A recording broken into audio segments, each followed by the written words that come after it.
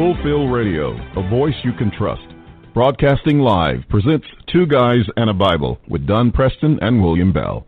Join us each week at 7 p.m. Eastern, 6 p.m. Central as we bring you exciting, sound, challenging, and comforting messages regarding the end times. Thank you for tuning in today.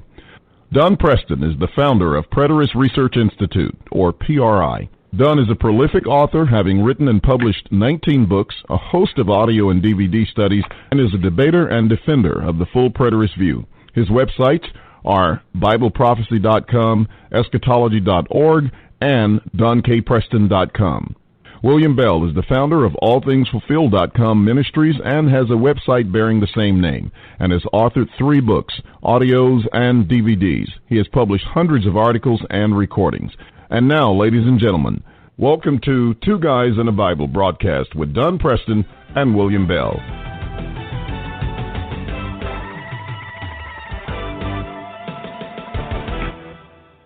Good evening, ladies and gentlemen. Welcome to Two Guys and a Bible, right here on Fulfill Radio, Voice You Can Trust.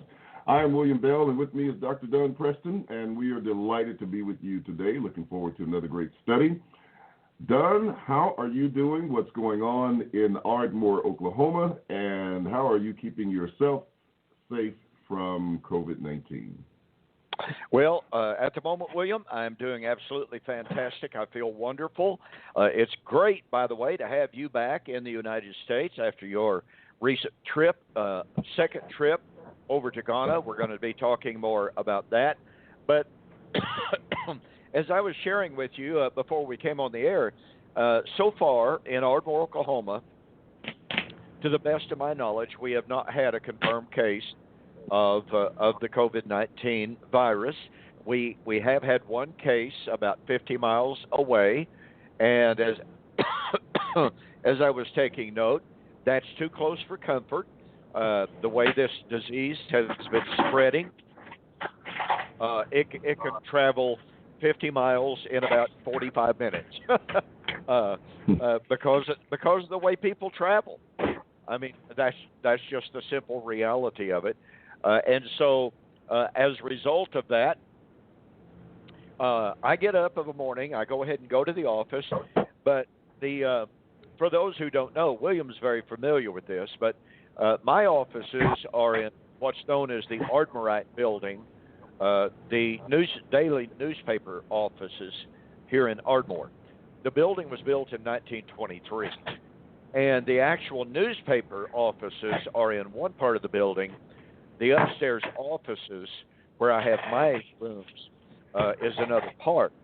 And they have the entire building on lockdown. And so the public is not allowed to come into the regular newspaper section, and then the section that leads to the elevator to go up to my offices on the upper floors. Those doors are also locked, and the public is not allowed in there. So I go in, I lock the door behind me, I go to my floor, and there's no one else on my floor.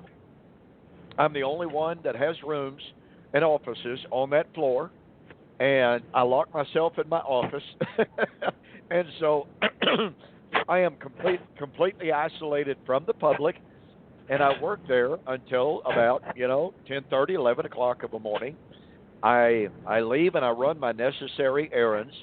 But for those of you who may be listening, who may have been ordering books, okay, my webmaster posted an announcement on my website.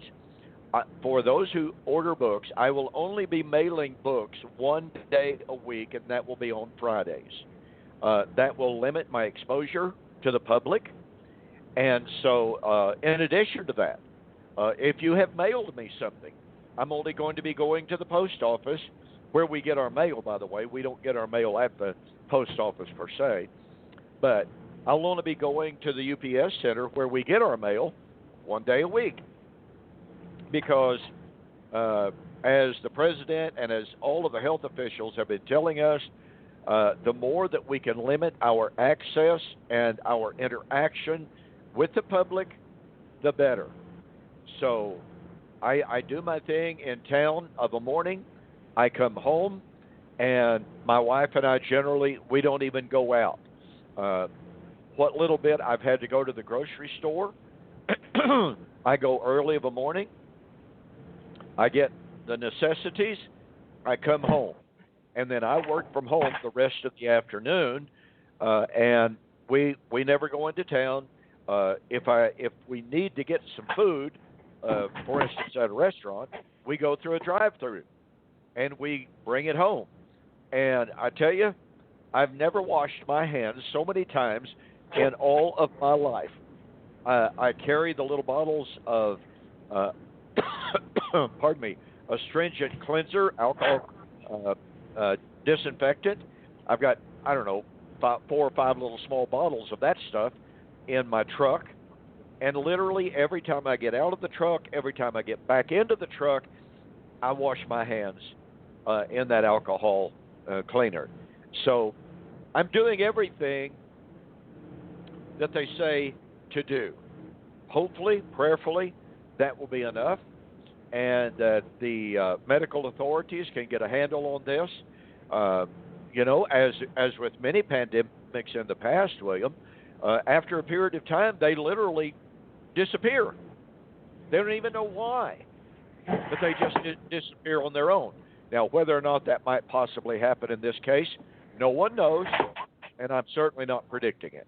But hopefully it will not be very long. As I was mentioning to you on the phone before the program, there's some pretty hopeful signs from around the world. China has not had any more reported cases, and I think it's either 3 or 4 days now.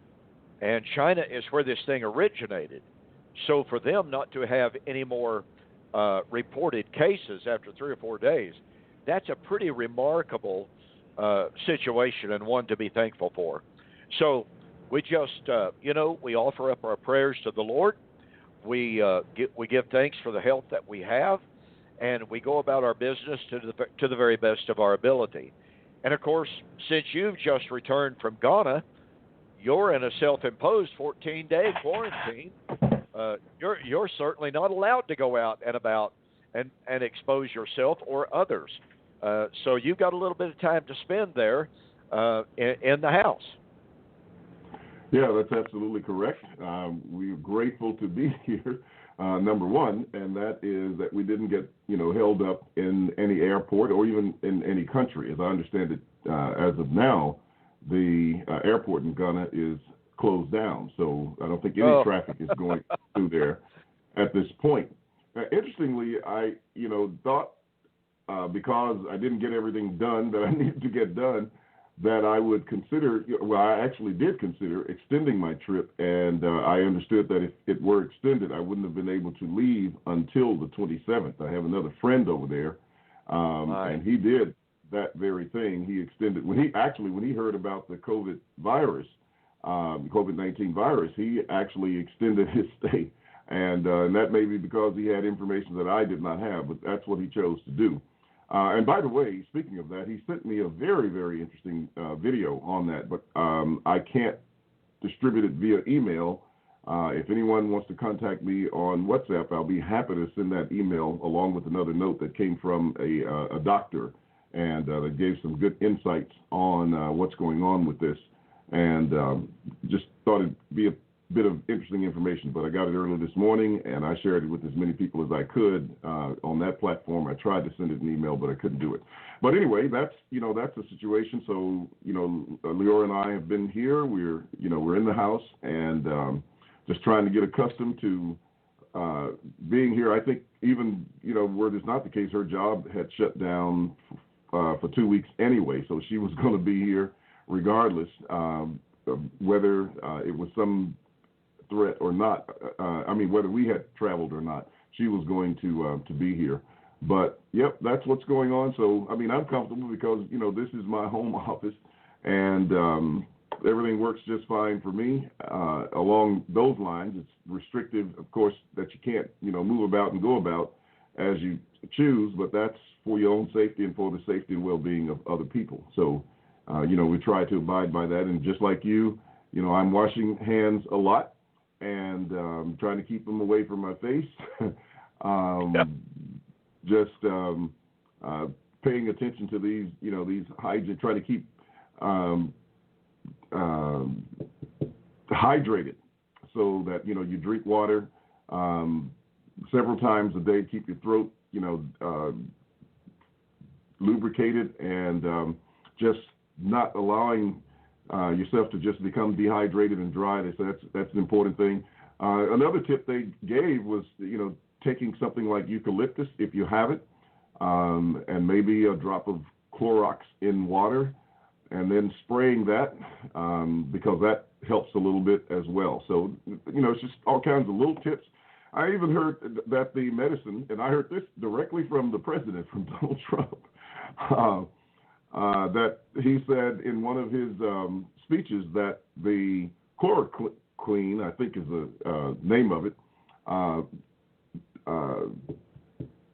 medication that is used for malaria, has been good in suppressing this or preventing this. And interestingly enough, that is the very medication that my doctor prescribed for me to prevent malaria. So I'm actually still taking those. I have to took one today, and I have to take one for the next 3 weeks, one every week for the next 3 weeks, after having returned. And so that gives me a little bit of encouragement, at least. And I hated to take them, but now that they say that, I'm going to be a little bit more interested in taking that as well. Leora had a different malaria medication from her doctor, and I don't know why, but that's just the way it turned out. But nevertheless, if it is good for that, then that just gives a little bit of added protection. But overall, it's interesting that you say that, because not only President Trump, and of course he was speaking directly from the medical authorities who have been directly involved in all of the research. They have reported some rather astounding results from the injections, not just the pills, but from the injections that have been just really, really quite remarkable. And there have been some reports on some of the different news outlets. And the tragedy of it is, one elderly couple, decided to self-medicate. They purchased some medicine that had a similar sounding name. Well, as it turns out, it may have had a similar sounding name, but it was actually a poison. And they took it, and the man, he was quite elderly. He's, I believe, in his 80s. He died directly from it. His wife is now in critical condition. And this is some of the things that the medical authorities have been saying. Do not self-medicate. This drug that has shown such great promise and has been used for many, many years now to fight malaria and to treat it and to prevent it, it's really, really powerful stuff. It's nothing to be messed with. And yet, tragically, there are people who are, in fact, so fearful that they decide to self-medicate. And in this case, at least, they took the entirely wrong medicine that was a poison that killed them. It's so tragic. There's so much fear that is out there. What's interesting to me, William, is I've made a couple of videos on the coronavirus, and one of the videos I pointed out to people that when you hear these prophecy pundits, these so-called prophecy experts, and they start saying, "Oh, this is the worst thing the world's ever seen. We're living in the last days. This is just proof positive." They are literally feeding on the ignorance of the populace, because anyone who thinks that what is happening right now is the worst thing that's ever happened in history is simply ignorant of world history. And so on Monday of last week, I gave a video on YouTube about the coronavirus, and all I did was get on YouTube and type in the worst plagues in history. And it is absolutely remarkable what you find there and what we are witnessing with the coronavirus. And I want to say one more time, and I've said it 100 times if I've said it twice, I'm not negating how bad this is. I'm not disparaging how bad this is. I'm not trying to mitigate the sadness of what is happening. I'm simply pointing out that comparatively speaking, compared with other pandemics that have hit the world, the flu virus or the flu pandemic of 1918 killed an estimated 50 million people. The Black Plague virus that hit Europe in the 15th century killed at least 100 million people. Some believe as many as 200 million. It depopulated half of Europe. And other pandemics that have hit have killed as many as 25 million, 5 million, 1 million, 800,000. And so, as bad as this is, it is absolutely not, by any stretch of the imagination, the worst thing that the world has ever seen. And as a result, and when you consider, and I'm getting to something that I want to say here in a moment, but when you consider that in America we have the greatest medical infrastructure, we have the greatest medical doctors, we have the greatest medical research capability of any country on the face of the earth. And it was as a direct result of that, for instance, that the American medical authorities saw immediately what was happening in China. They reported it to President Trump. He closed down all travel from China, and for that he was labeled as being, a xenophobe, a racist. He's this, he is that. And now the medical authorities are saying if it weren't for the fact that Mr. Trump acted so expeditiously, so rapidly, the spread of the coronavirus in America would be exponentially worse than it is right now. And so it was more than obvious that Mr. Trump's enemies were trying to use his actions simply as a political argument against him, when in fact it has helped. So anyway, I went over all of these facts. I reported from history. I addressed the question of whether or not the coronavirus is a sign of the end of the age, etc. And I had people posting on my YouTube videos, Don, you need to stay with Scripture and stay away from stuff like this. And other people, I had other people telling me, Don, you're trying to give people a false sense of assurance. This is bad. This is absolutely horrible. What right do you have to say this and that and the other? And I'm just going, oh, my goodness. And, of course, on the other hand of that, I had other people saying, Don, thank you so much, so very, very much, for taking time out from your biblical exegesis to share these historical facts, to share these medical facts, and to give some calm and reassurance and to bring some sanity to the discussion. But I was just blown away, William, by the number of people that just blasted me for trying to say this is not the worst thing that has ever been, and and accusing me of trying to mitigate how bad this is, when I went out of my way to say, and in that video that I produced last Monday, I said at least 3 times, I'm not saying this isn't bad. It is bad. 3 times I said that, William. And yet I was accused of saying, well, you're saying this is not anything to worry about. This is not even bad. I'm going, hello? Hearing comprehension, maybe? And so it is amazing.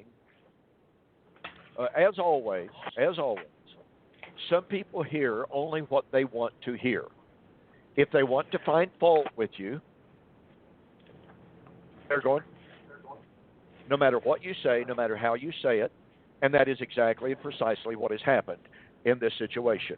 Others who have more open minds, who are simply listening to determine the truth, they hear what you actually say.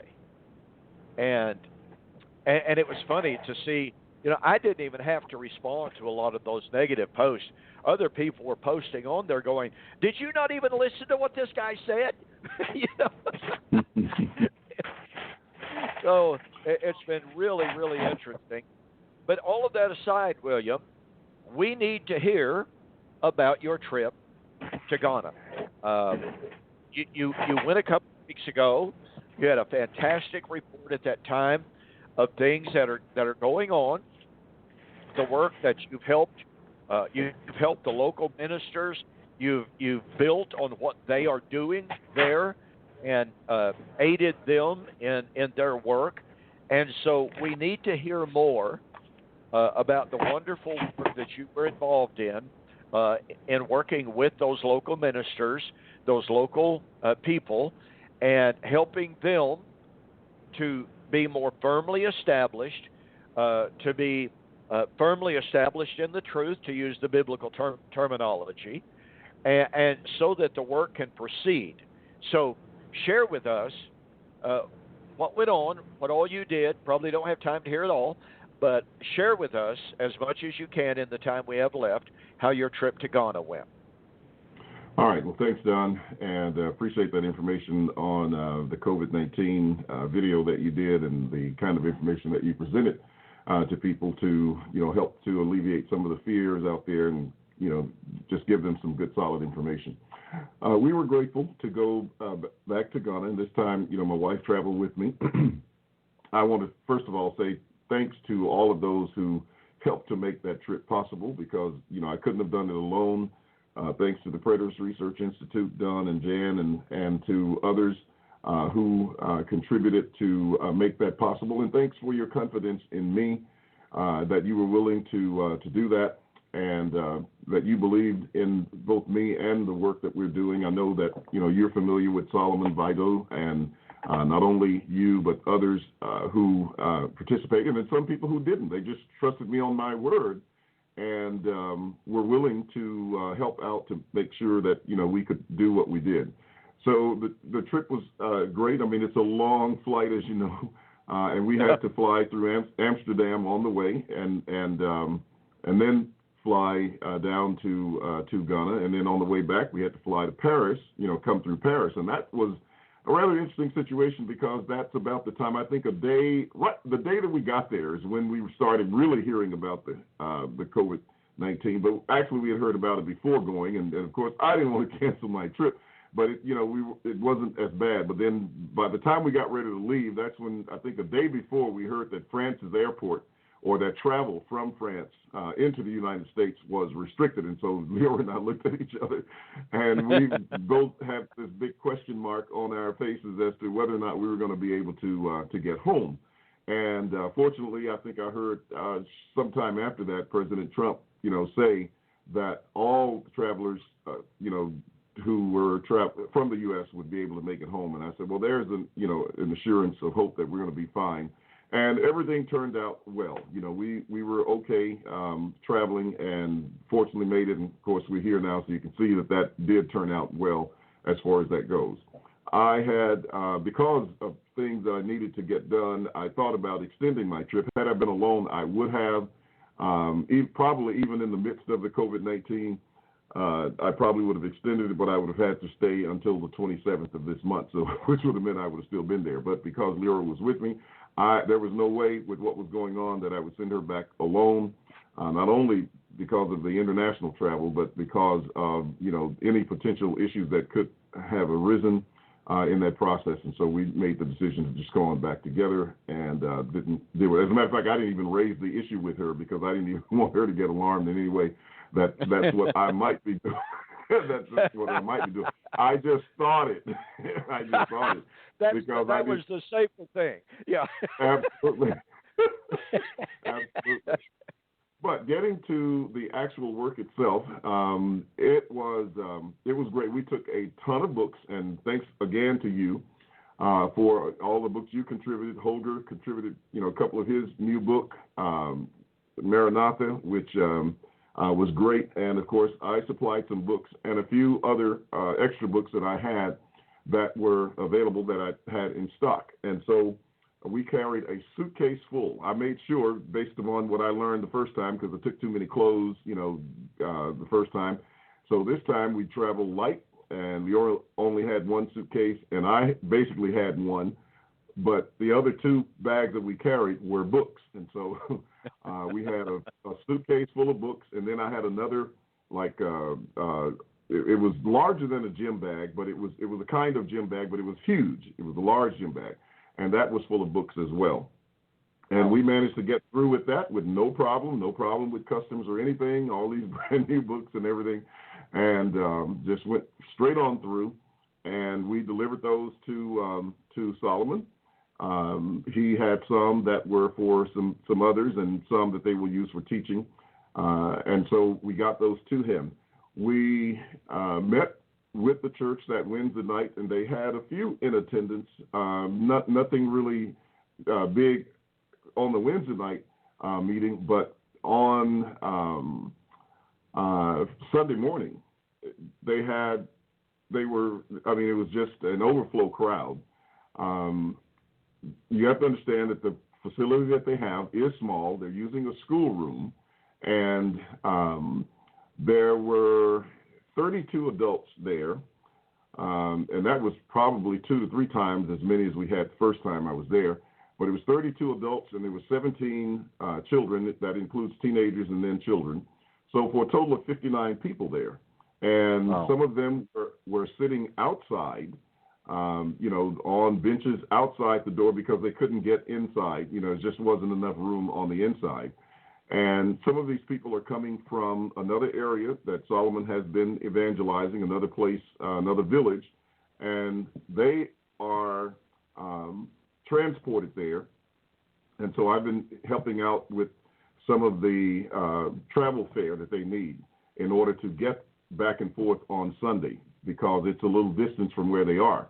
However, as a result of that, we spoke on did a lesson on the Holy Spirit and baptism, etc., Holy Spirit baptism from the Scriptures.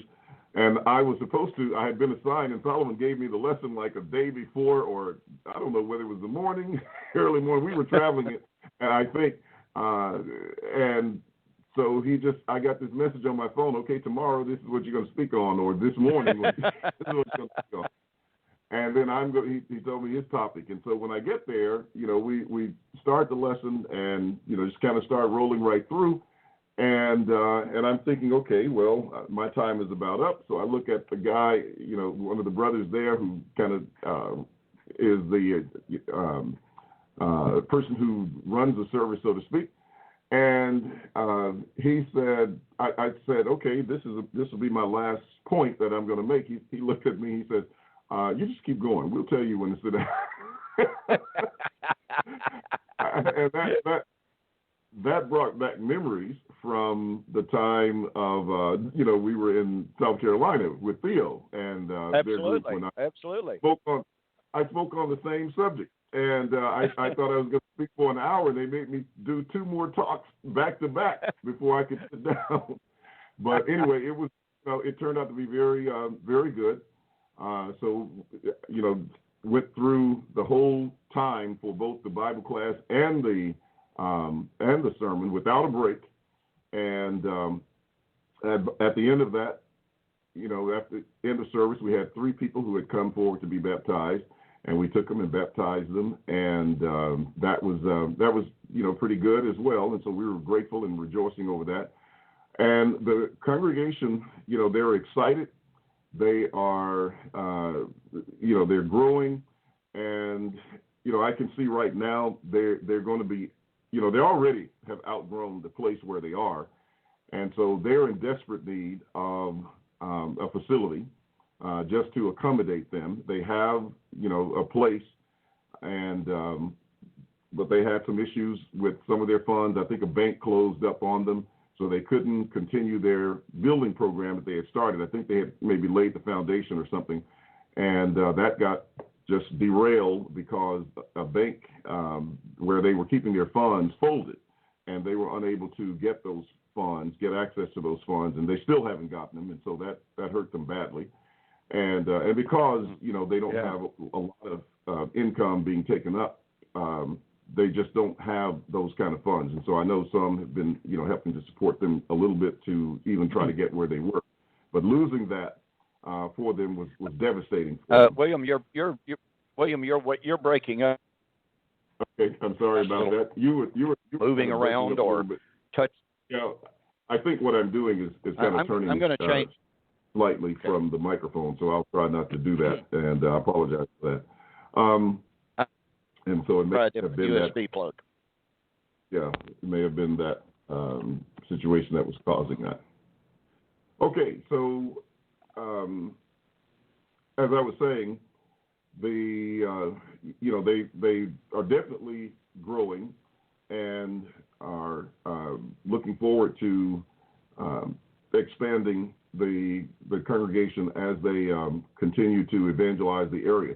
We also traveled to another area that was several miles away in another town. This was the place where Solomon began his ministry, and the church that he used to work with. Well, they're still going strong, and they have about 60 members. Basically, they meet under just a rooftop. And so everything else is just wide open, but, the weather there is fine unless it rains. So other than that, they're fine. And we sat under it for a while, and I tell you, I was very cool and comfortable, and yet sitting out in the open space. And so 60 people meet there. And one of the things that, they kind of asked for was that if they could just get a better roof on it, because they just basically had a thatched roof, and it wasn't very tight as well. But it was enough to keep the heat of the sun out for the most part, at least on a day like it was there, and it wasn't very cold, and so very hot that particular day. Maybe it was we just didn't. It might have been a little early, and we hadn't quite hit the heat of the day. But I was very comfortable under there. There was a little breeze blowing, and so it was fine. But it was only 3 or 4 of us there, so it wasn't like 60 people were under there. But those are the kind of conditions that they are working with, and yet they're just doing the work. They're doing a good job of teaching. As I mentioned before, Solomon has, they've got a group who are studying eschatology that started out with about 200 preachers. It's now probably dwindled down to about 80, but we're seeing more, people kind of trickle in. So they're being effective in terms of some outreach, and the discussions are still going on. They don't get a lot of pushback because people can't answer the questions, and we're all familiar with that. They can't answer the issues. And so that's going very good, and we're still excited about that. In terms of some of the other things that were happening, or rather that we're doing, we've tried to look at how could we help them to put themselves in a better position to support their own work. And some of that involved some practical things that we did to help them. And one of them was to, we got some sewing machines for some of the sisters there, and we helped out with with Solomon with a coal store that he's going to sort of employ himself, be self-employed through selling fresh fish, and that will give him an income that he didn't have before, because he's operating basically on no cash. And how he manages to do all that he does is a miracle in terms of what he gets done. But we've tried to help out some where we could, and there were some people who stepped in to help make that possible, and so that was the case. And fortunately, they're working on that now. As far as the place and location that they have for that, they've got their freezer that they're going to use to store it, and so they're in a town where the people really need the product, and they have access to get it because he's right there in Cape Coast, right off the coast of the ocean, so that they can. Yeah, go. I was going to ask you how close I was going to ask you how close he is to the ocean, to the docks where he could get the fresh fish to sell. So he's right there in Cape Coast, and I won't say a stone's throw, but definitely very close to the ocean where he can get access to that. I mean, we're right around the Cape Coast Castle, et cetera, where he's personally located, where his home is. Now, the congregation is out from there, and I believe the place where he's going to have the store is out from there. But they've got accommodations now to be able to get the fish there in a very efficient manner, and get them stored and everything. And Leora actually was down there on the beach one day, and she was telling me that when they pull those nets in, loaded with fish, there are women there who they just almost run over each other trying to get down to get the fresh fish. And what this will do is, it will eliminate some of that once they learn that they can get it directly there from him. That is, those who are in the area where that will happen. But once again, that's a means to where, he won't have to keep depending on, sporadic handouts from people to do some things. We're hopeful that that's what's going to take place. And therefore, he will have some means of supporting himself, and that will make things easier because, he has to spend money out of his pocket to even go to these places. And it's not like walking down the street or even, catching a bus. I mean, they've got to, get a ride and go a little bit of a distance to get these people. And then once they bring them in, they got to transport them back. And he doesn't have a vehicle, so you can imagine he's got to get away to the congregation to start with because he's in Cape Coast. The congregation's in a different area. So he has to deal with his own transportation getting there on Sundays, Wednesdays, and Fridays. And then he has to worry about, the other people that he's evangelizing. He's got to go to those places and then come back. And if this works out well, then he's going to be able in the future to work all three of these congregations and have the means and the resources to be able to do that without hurting. But that's how zealous he is. In addition to that, he and the brother who works with him also do a live broadcast. And so they have a public broadcasting system that, a public broadcasting that, if you're sitting outside anywhere within, I guess, a 35-mile radius or 25, I don't know how far it goes, but you can't ignore it. I mean, it's there. It's going into everybody's house and everything, just straight over the public loudspeaker. And so they broadcast on a Sunday morning, and that's helpful as well. So overall, it was a very good trip. It was a lightning fast trip, because we had other things to do, other business things to take care of in terms of just getting things lined up to be able to do some of the things that, we were talking about.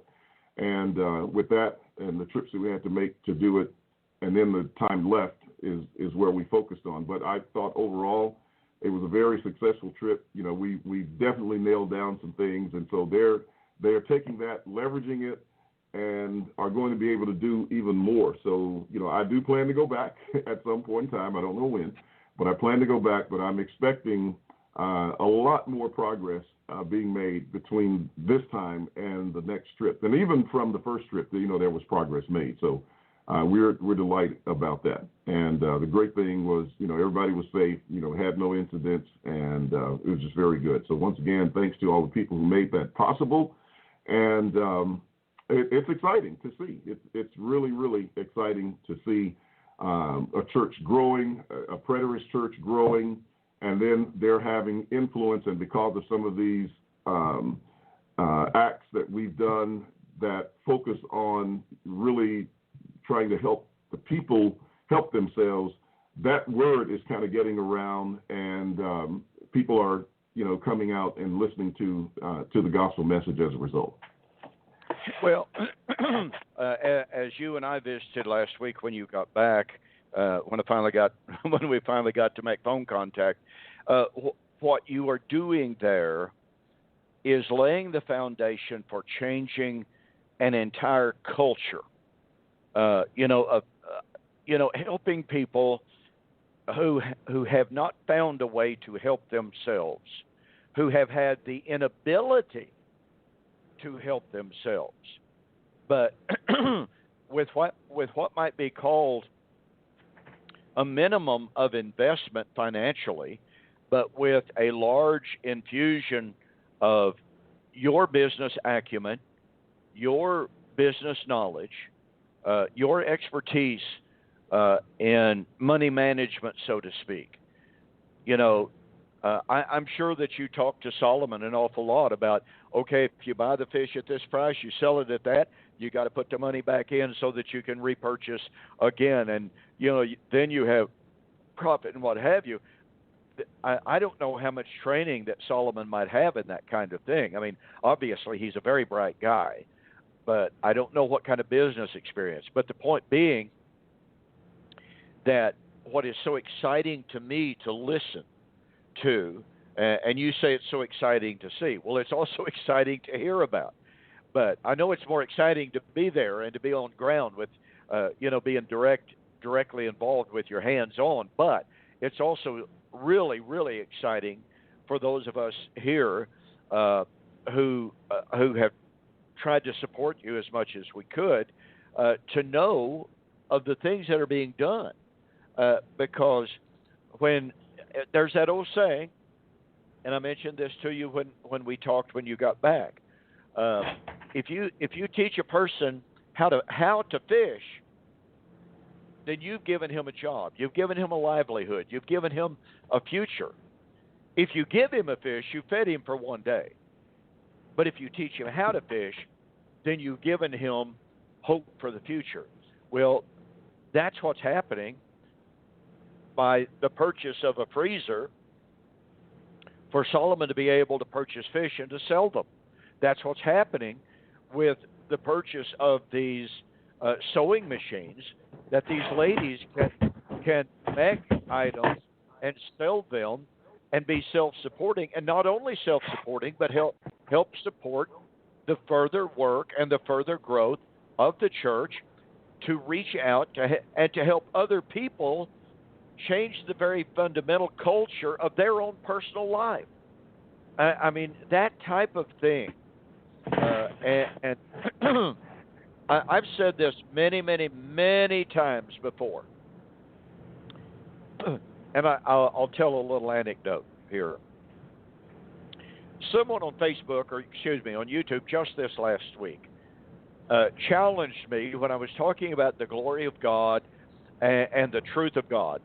And this individual posted to me, okay, Preston, and just exactly what God are you talking about that's so great? Is it the God of the Bible? Is it Buddha? Is it Hindu? Is it this? Is it Islam or whatever?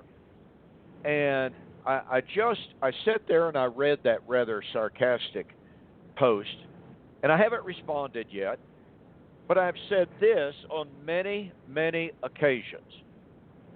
If you want to see the proof of the pudding, as the old saying goes, if you want to see an absolute grassroots experiential demonstration of the superiority of Christ and of the gospel of Christ, all you've got to do is to look at the countries that we have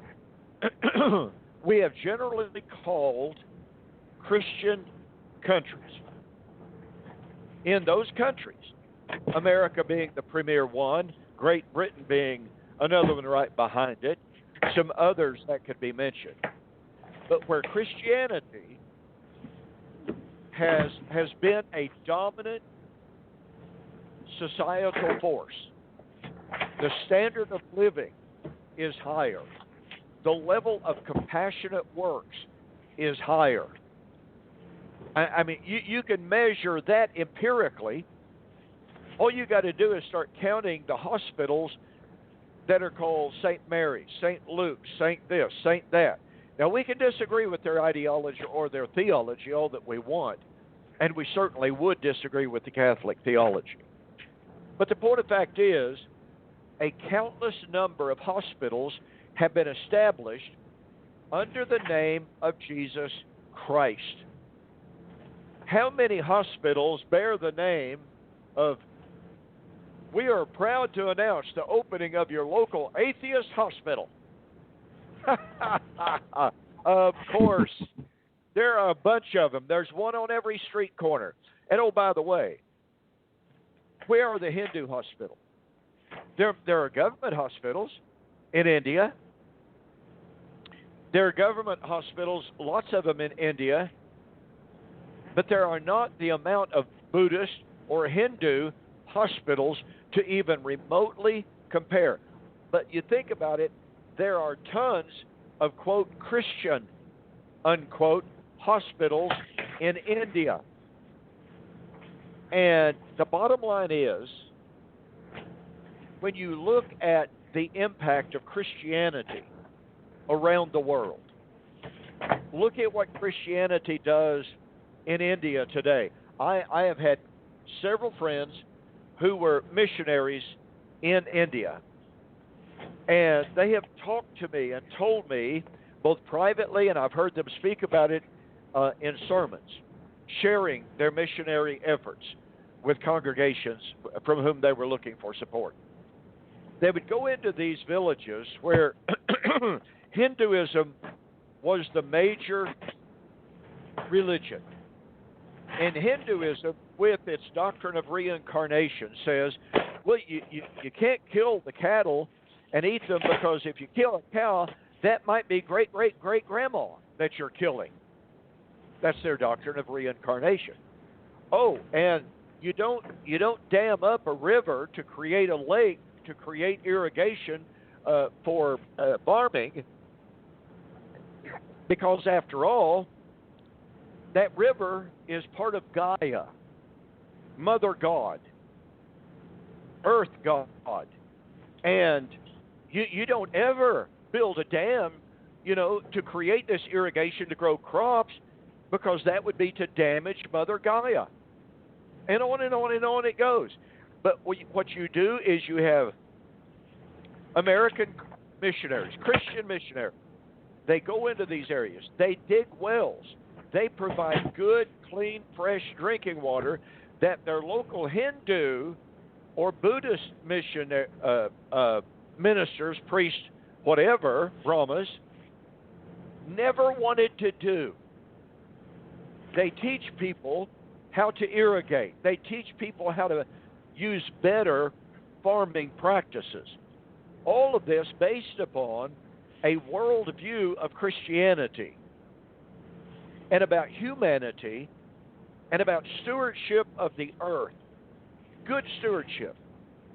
And as a result of that, the standard of living in these regions, the entire culture of these regions is changed. And here's what's so ironic about it. The Muslims and the Hindus, even the Muslims, get so jealous, so intensely jealous of the improvements made, the standard of living that has been improved, they actually react violently to it, and they go in and they actually kill the Christian people of those villages and essentially force them to revert to their old ways. They don't want them to have clean drinking water. After all, we don't have clean drinking water in our village, so you can't have it either. And so if you want to see the absolute empirical proof of the superiority of Christ and the, quote, philosophy of Christ, I think it was Tertullian who called it that, the philosophy of Christ, then all you got to do is look at the results in the countries where Christianity has become a dominant societal force, and to see the benevolence that is at work, to see improved justice at work, to see a standard of living that is improved as a direct result of Christianity in those communities. And so that, I said all of that to say, this is what I see you laying the groundwork for there in Ghana. I'm reminded of Zechariah 4, verse 10. Do not despise the day of small beginnings. And there's literally no telling what the future of Ghana and Africa may be in the generations to come. You and I are probably not young enough to live to see what will eventually take place. But the foundation that is being laid, the change of culture that is being promoted by your efforts and by Solomon and by the local ministers who are building upon the wisdom, the knowledge, the experience that you are sharing with them over there. They have undoubtedly the intellectual ability to build on what you are sharing. That is the wonderful thing. But they have been living for so long in a culture wherein they did not know how to help themselves. They did not have even the smallest of financial means to buy sewing machines, to buy a deep freezer. I mean, to most of us in America, okay, if we have to buy a deep freezer, that's here in America, that's $1,200, $1,400, $1,500. Well, that's a pretty substantial amount of money. If Jan and I had to go buy a freezer, we'd have to put it on a credit card and pay it out. But you know what? If we had to do it, we've got the ability to do that. But in regions that are so poor, as you have described to us, of the living conditions and the poverty that is just the part of their world there, for you to be able to plant the seeds of the change of culture, to be able to build on that culture for the who knows how far into the future. I'm as I've said before, it's just wonderfully exciting to me when I hear you talk, and obviously to hear the enthusiasm in your voice. I know you probably about as well as anybody out there, and it's thrilling to me to hear the excitement in your voice when you tell of your stories of being over there, because I know what it means to you. I know how strongly you feel about it and how thrilling it is for you to see the success that is being created there. By Brother Solomon and you aiding them as much as you can. So yeah, I mean, it's just absolutely fantastic. Yeah, well, it is, and it's very it's thrilling, it's exciting, it's fulfilling, and it lets you know. It's kind of the questions that we get all the time. Well, okay, this has been fulfilled. What do you do, et cetera? Well, this is a part of that. It's a part of helping people in other places understand it, finding out what those needs are, trying to address those needs, help them be in a position where they can take it even further. And, I can just only imagine what the outcome of some of this is going to be, as you were just explaining. And so that's great. The other thing that I did mention was the young girl that, that I mentioned, that we found sleeping on the porch. Well, since that time, she's been taken in, as I said, and she's doing well. She's in a private school now. And doing doing very well. She's very bright, and I'm really excited about that. Didn't get a chance to see her because they were at a funeral, and sometimes those funerals last a long time there, and so just wasn't able to see her. Did get a couple of pictures, but the report was that she was in her uniform for the first day of school, and of course since that time, I've gotten the report that she's very bright, she's doing well, she's healthy, getting meals on a regular basis, and that's exciting and thrilling too. And there's another young lady at Solomon's congregation that we helped with some clothing. She didn't have shoes or adequate shoes or something to come to worship, and so she was missing for that reason. Well, Leora and I and some others got together and made sure that we got her some things where she could go get her material to have, dresses and clothing made for school, for coming to church, and shoes on her feet. And she was the happiest little girl when we were there this time, and was really just an inspiration when I was there the first time. That's the young girl that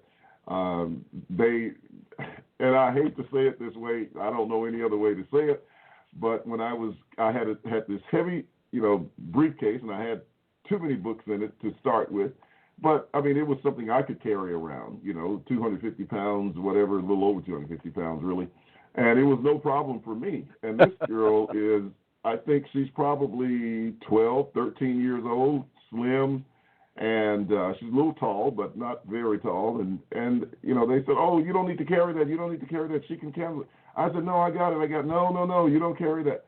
And this little girl took this thing and put it on her head, and I'm telling you, Don, walked quite a distance with it over, very, very rough, rural terrain. If you know what that's like being in the country. I mean, my grandfather used to live in the country, and you ride up these roads where mud and water has just ran through and made hills and crevices and ditches and things like that. And that's the kind of ground that she did this on and carried it all the way down to the road. So, I mean, she won my heart just putting it on, just taking a few steps with it. But at any rate, that was another young lady that we were able to help out, and so she's got a much better. And by the way, she actually teaches the children in Sunday school. So wow. she does a good job there. So they're very, very involved in the work, and so just to be able to help out a little bit from that area was inspiring as well. So, it just gives them a little bit of hope. They were excited. Their spirits are, really high at this point. They have a lot of confidence in it, and we just had a good time. So, teaching them was awesome. I learned a few words that I said and just kind of brought the house down when I said good morning in their own language. So that was kind of funny too, but it's exciting to be doing it and have those kind of challenges where you do. And I can't wait until one day maybe I become a bit more fluent where I can talk to them in their language, and that would be a great step. But overall, I'm sure they did appreciate you saying a word or two. If you'll remember when we were in Wagga Wagga, Australia, and during my lesson I made a point and I said, and that is fair dinkum. And that whole auditorium just erupted in laughter and in applause because I was using a slang term, a common colloquialism, I guess is what you would call it. But it's something they use all the time. And here's this American that's latching onto it and saying, and that's fair dinkum. And they just laughed and hooted and applauded and thought that was absolutely great. Yeah, so it's good to be able to, they really respect you for trying even when you're not that good at it. So that was that was very good as well. And, Bill, so share with us what good morning is. What did you say? I said ma chi. Ma chi. Not very, yes, and so that means good morning. And I learned, and Madasi means thank you. And Aquaba means welcome. So that's generally the first thing you hear when you get there. They will say Aquaba, and that means welcome. And of course, your response is Madasi. So and that means thank you. So those terms I learned very well, and I use them as much as possible because I'm very, very grateful for the opportunity. Right. Well, I tell you, William, that is absolutely exciting. It's thrilling. It's wonderful to be a part of it. I hope, folks, if you're listening to this tonight, if you listen to it on archives, keep this work in your prayers. And William noted he will be going back in the future, and if you can support that, then that's certainly something to keep in mind. PRI will certainly be involved in that in the future as much as we are possible. are able to do so. Well, folks, thank you so much for joining us this evening for Two Guys and a Bible here on Fulfilled Radio, a voice you can trust. William, great to have you back one more time. And with that, ladies and gentlemen, I'm going to say good night and God bless. Thank you for joining the Two Guys and a Bible radio broadcast. On behalf of Dunn Preston and myself, we'd like to say have a very pleasant day and may God bless. Until next time, we'll see you on Fulfill Radio, a voice you can trust.